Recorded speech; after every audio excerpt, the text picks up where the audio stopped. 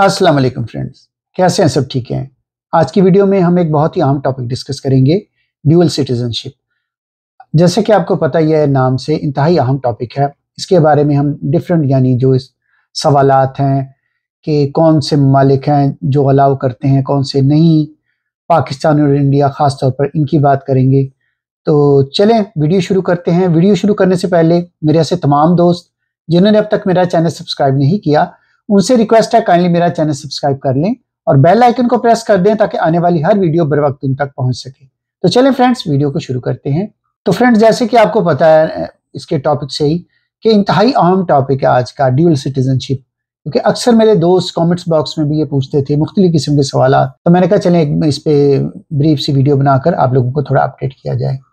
तो सबसे पहले हम जानते हैं कि ड्यूअल सिटीजनशिप क्या है। तो ड्यूअल सिटीजनशिप मीन्स कि जब एक पर्सन के पास एक से ज्यादा सिटीजनशिप होती हैं तो इसको कहते हैं ड्यूअल सिटीजनशिप। ठीक है। फॉर एग्जांपल, अगर मैं पाकिस्तान से बिलोंग करता हूँ, ठीक है, मेरे पास पाकिस्तान का भी पासपोर्ट है और मेरे पास यहाँ की भी सिटीजनशिप है। ठीक है, इसका मतलब है मेरे पास यहाँ का भी पासपोर्ट है।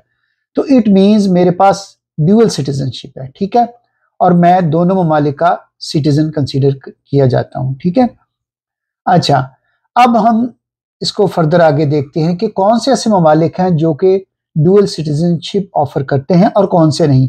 हम देखते हैं कि कौन से ममालिक ड्यूअल सिटीजनशिप ऑफर करते हैं।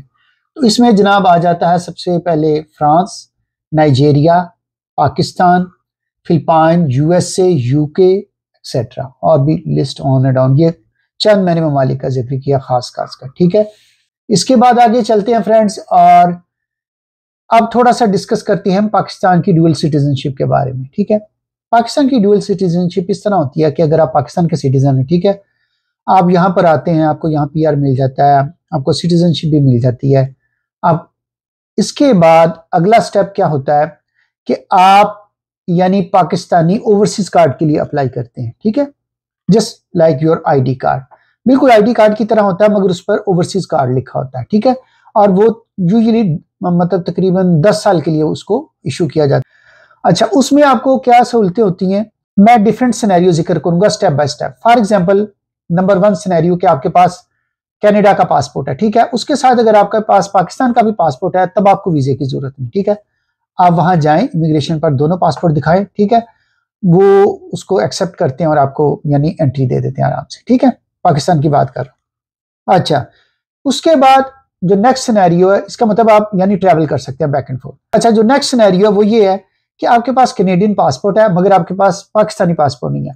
अच्छा, इस सूरत में या तो आपको पाकिस्तानी वीजा लेना होगा, ठीक है, या फिर आपके पास पाकिस्तानी ओवरसीज कार्ड होना जरूरी है। तो बेस्ट सिनेरियो यही होता है, इजी जो वे है कि आप पाकिस्तानी ओवरसीज कार्ड के लिए अप्लाई करें। वो अमूमी तौर पर 10 साल के लिए आपको बनाकर देते हैं, जो कि एक हैंडसम नंबर ऑफ ईयर्स है। ठीक है, 10 साल के लिए अब आपको जब भी पाकिस्तान जाना हो किसी भी यानी वीजा की जरूरत नहीं है। ठीक है, आप उस पर back and fourth along with Canadian passport travel कर सकते हैं। पाकिस्तान की बात कर रहा हूं। ठीक है, और वो ही आपका आईडी कार्ड के तौर पर भी पाकिस्तान में यूज होगा। जहां फॉर एग्जांपल आप कोई प्रॉपर्टी खरीदते हैं, कोई भी ऐसा काम जहां पर आपको आईडी देना जरूरी होता है, तो ये ओवरसीज कार्ड ही आपका आईडी कार्ड भी है। मैं अपने बहन भाई को थोड़ा सा ये भी अपडेट करता जाऊं। ठीक है, उसके लिए आपको अलग से आईडी कार्ड रखने की जरूरत नहीं है। ठीक हो गया। अच्छा, इस सूरत में जब आपके पास ओवरसीज कार्ड होता है आपको किसी किस्म की वीजे की जरूरत नहीं होती। ठीक है, you are good to go.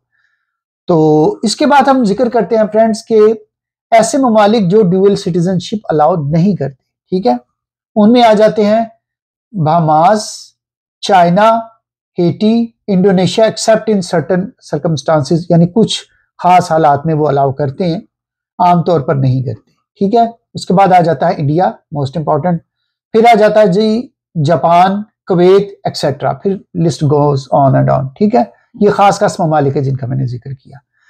तो इसमें खास तौर पे मैं अपने इंडियन बहन भाई के लिए थोड़ा सा जिक्र करूंगा। अच्छा, इंडिया जो है वो ड्यूअल सिटीजनशिप अलाउ नहीं करता, पीरियड, ये क्लियर कट आप समझ लें। ठीक है, अगर आपके पास इंडियन सिटीजनशिप है फिर आप दूसरे किसी भी मुल्क की सिटीजनशिप नहीं रख सकते। अच्छा, मेरे ऐसे बहन भाई जिनके पास इंडियन सिटीजनशिप है वो, जैसे मैंने पहले बताया, ड्यूअल सिटीजनशिप अलाउ उनको नहीं की जाती। ठीक है, क्योंकि इंडियन कॉन्स्टिट्यूशन इस चीज को अलाउ नहीं करता कि एक इंडियन सिटीजन किसी दूसरे मुल्क की शहरियत भी रखे। ठीक हो गया। अच्छा, फिर उस सूरत में ऐसे जो मेरे इंडियन बहन भाई हैं जो यहाँ आते हैं तो और वो इंडियन सिटीजनशिप नहीं छोड़ना चाहते, तो वो क्या करते हैं फिर, फॉर एग्जांपल अगर वो कनाडा में है तो यहाँ का पीआर ले लेते हैं, फिर वो जब एक्सपायर होता है उसको रिन्यू करवाते रहते हैं अलॉन्ग विद इंडियन सिटीजनशिप। ठीक है, इस तरह उनकी इंडियन सिटीजनशिप भी बरकरार रहती है और वो जिस मुल्क में रह रहे हैं वहां उनका लीगल स्टेटस भी बरकरार रहता है। कुछ ऐसे मेरे बहन भाई होते हैं जो कि इंडियन सिटीजनशिप छोड़ देते हैं और फिर कनाडा, अमेरिका या जहां भी वो रह रहे होते हैं वो उस मुल्क की सिटीजनशिप यानी हासिल कर लेते हैं। उस सूरत में उन्हें इंडियन सिटीजनशिप से दस्तबरदार होना पड़ता है। ठीक है, तो उस सूरत में जब वो फिर वापस जाते हैं तो फिर वो यकीनन जिस मुल्क की सिटीजनशिप होती है उस मुल्क के यानी पासपोर्ट पर ट्रैवल करते हैं और फिर उन्हें भी यकीनन फिर यानी बैक एंड फोर्थ के लिए जिस मुल्क में जा रहे हैं, चाहे इंडिया जा रहे हैं, कहीं भी जा रहे हैं, अगर वहां का वीजा रिक्वायर्ड है तो फिर उन्हें वहां का वीजा लेना होगा।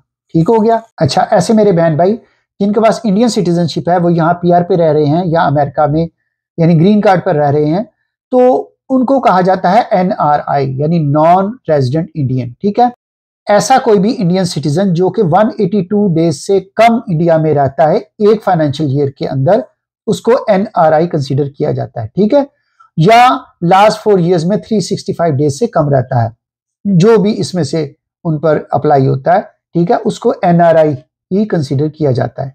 ठीक हो गया। और जैसे मैंने आपको पहले बताया कि फिर वो अगर वो जाना चाहते हैं, उनके पास यहाँ की सिटीजनशिप है, तो फिर उन्हें वहां का वीजा लेना होगा। ठीक हो गया। और अगर वो यहाँ की सिटीजनशिप नहीं लेते, पीआर लेते हैं और उनके पास इंडिया का यानी पासपोर्ट होता है, तो फिर उन्हें वीजे की जरूरत नहीं, वो यहाँ का पीआर के साथ इंडिया के पासपोर्ट पर इंडिया ट्रैवल कर सकते हैं। ठीक हो गया। तो अक्सर ये सवाल किया जाता था, तो मैंने कहा ये थोड़ा सा कंसेप्ट भी क्लियर कर दो अपने बहन भाइयों। अच्छा, इसमें क्या होता है कि ऐसे ममालिक जो ड्यूल सिटीजनशिप अलाउ करते हैं, उनमें फायदा ये होता है कि आप दोनों ममालिक के सिटीजन होते हैं। ठीक है, आपको वहां प्रॉपर्टी खरीदने में, वहां जाने आने में किसी किस्म का कोई मसला नहीं होता, as long as you have a proper documents. ठीक है, जैसे कि पाकिस्तान के बारे में मैंने बताया कि आपके पास सिर्फ ओवरसीज कार्ड हो तो आपको किसी किस्म के वीजे या पाकिस्तानी पासपोर्ट की जरूरत नहीं, along with Canadian passport you are good to go. ठीक हो गया। तो इसी तरह ही अगर आपके पास फॉर एग्जांपल इंडियन को रेजिडेंट है, तो उनके पास अगर वो यानी यहाँ की सिटीजन है, तो उनको फिर वहां का वीजा लेना होता है। ठीक है, कुछ ऐसे यानी हालात होते हैं जिसमें ड्यूल सिटीजनशिप का फायदा होता है एक आम इंडिविजुअल को, कि उसको फिर बहुत ज्यादा इस तरह की डिटेल्स में नहीं जाना पड़ता, as long as he has a proper documents he is good to go. ठीक है, और अगर आपके पास ड्यूल सिटीजनशिप नहीं है, फिर आप जिस मुल्क में जा रहे हैं, ठीक है, उस मुल्क का आपको वीजा लेना होगा। ठीक है, अगर उस मुल्क में एंट्री नहीं है। बाज ममालिक यानी आपस में होता है ना कि उनकी होती है इस तरह ड्यूल, आप कह सकते हैं ट्रीटी या कोई एग्रीमेंट, कि जैसे अमेरिका और कनाडा, इनकी आपस में जस्ट एंट्री है, आप जस्ट पासपोर्ट उन्हें देते हैं, वो स्कैन करते हैं, 1-2 सवाल करते हैं, you are good to go. ठीक है, यहाँ वीजा नहीं आपको लेना पड़ता बीइंग अ कैनेडियन सिटीजन। और इसी तरह अमेरिकन सिटीजन जब यहाँ आते हैं तो उनको भी वीजा नहीं लेना पड़ता। ठीक है, तो इसी तरह ऐसे ममालिक जहां पर यहाँ का कनाडा की एंट्री है, वहां तो आपको वीजा नहीं लेना पड़ेगा। अगर जहां कनाडा की यानी पासपोर्ट की एंट्री नहीं है, वहां आपको वीजा लेना होगा। ठीक है, ये क्लियर हो गया। तो मैंने कहा चले अपने बहन भाइयों को थोड़ा सा अपडेट किया जाए। तो चलें फ्रेंड्स, ये थी आज की वीडियो अच्छी लगे तो प्लीज इसको लाइक और शेयर कीजिएगा, दुआ में याद रखिएगा, अपना बहुत सा ख्याल रखिएगा। चले मिलते हैं किसी और वीडियो में। ओके जी, अल्लाह हाफिज।